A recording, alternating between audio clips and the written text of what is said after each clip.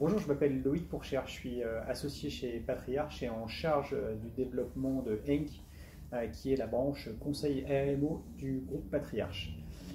Ce que je voulais vous raconter aujourd'hui, c'est l'histoire de la ville productive, ou plutôt des conditions d'attractivité de la ville productive.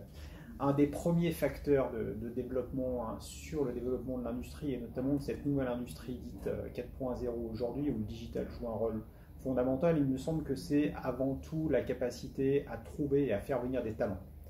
En effet, on a connu une mutation profonde dans le monde industriel et dans la capacité des entreprises. On passe d'une logique finalement capacitaire et automatisée à une logique où on va recréer de la valeur, où on va mettre de la robotique, où on va optimiser les process, où on va avoir des schémas finalement qui nécessitent de remettre une grande valeur intellectuelle dans le process. Et donc ça nécessite de faire bouger tout à fait les compétences qu'on va avoir dans l'industrie.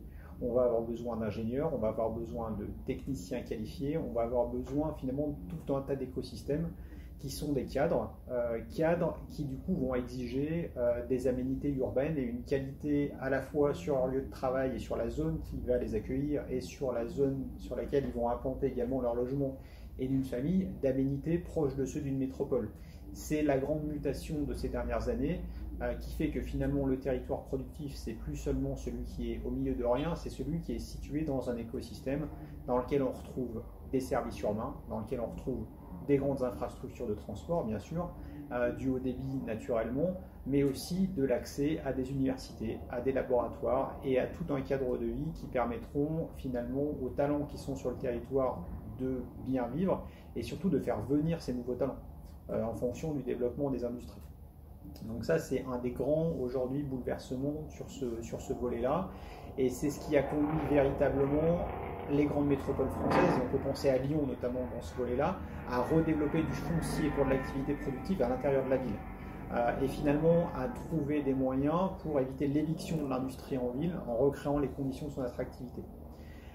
La question des compétences, elle est essentielle, elle n'obère pas la place de l'immobilier dans cette démarche. Et l'immobilier industriel évolue aussi.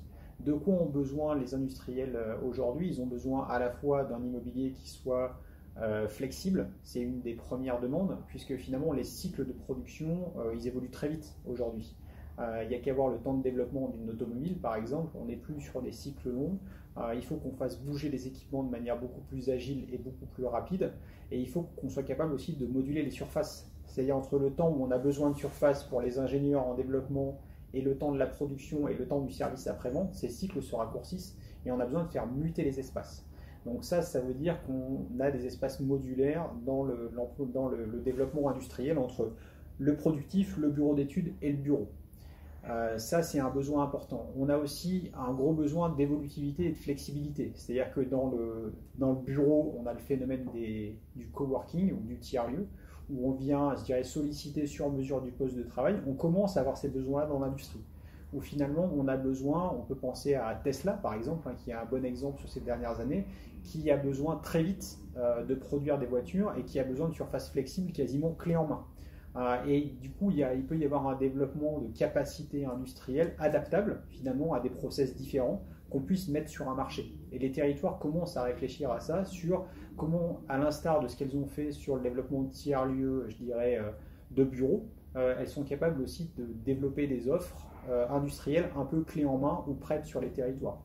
Aujourd'hui, et en tout cas à ma connaissance, il y a assez peu d'opérateurs immobiliers qui sont capables de proposer ces solutions-là, mais en tout cas on sent bien le besoin naître dans ce monde de l'industrie 4.0 qui va toujours plus vite et qui nécessite, en tout cas pour les territoires qui souhaitent les accueillir, d'être capable de déployer ce type d'offres.